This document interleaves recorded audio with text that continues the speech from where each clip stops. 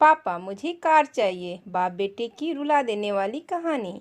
आनंद एक कॉलेज में छात्र था। उसने एक डीलर के शोरूम में एक सुंदर स्पोर्ट्स कार देखी थी और वो लंबे समय से अपने लिए एक ऐसी ही कार चाहता था।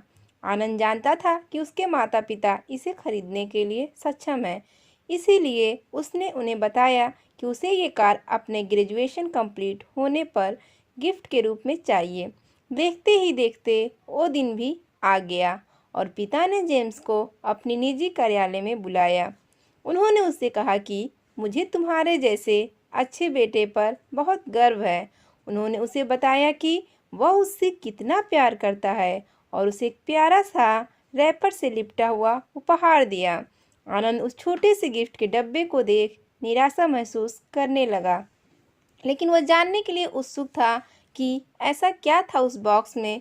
इसलिए उसने बॉक्स तुरंत खोला और उसमें एक लाल कपड़े से लिपटी भगवत गीता देखी। आप इतने अमीर हैं और आप मुझे केवल एक गीता दे रहे हैं?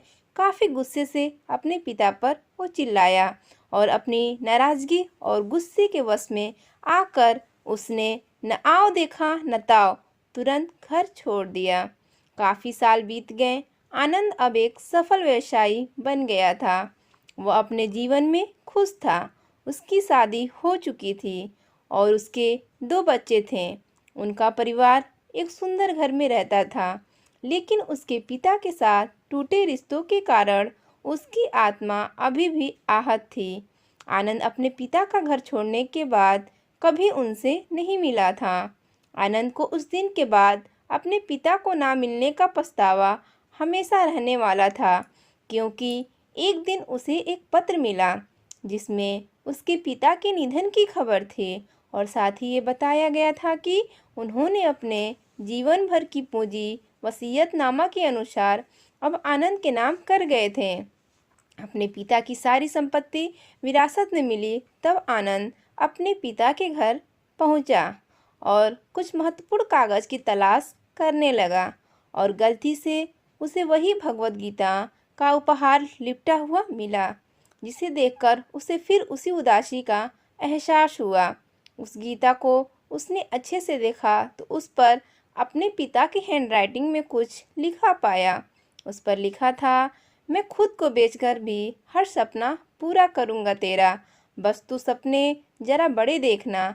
ये बोल रहा बाप नहीं, जिंदगी का सबसे पहला दोस्त तेरा।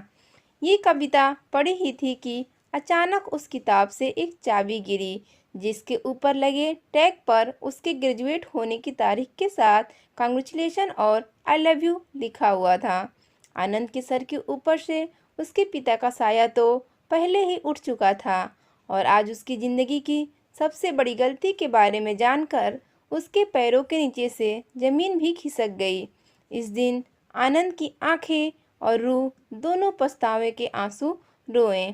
तो दोस्तों, आज की कहानी आपको कैसी लगी हमें कमेंट करके ज़रूर बताइए, और कहानी पसंद आई तो कहानी को लाइक और चैनल को सब्सक्राइब करें और वीडियो को शेयर करें।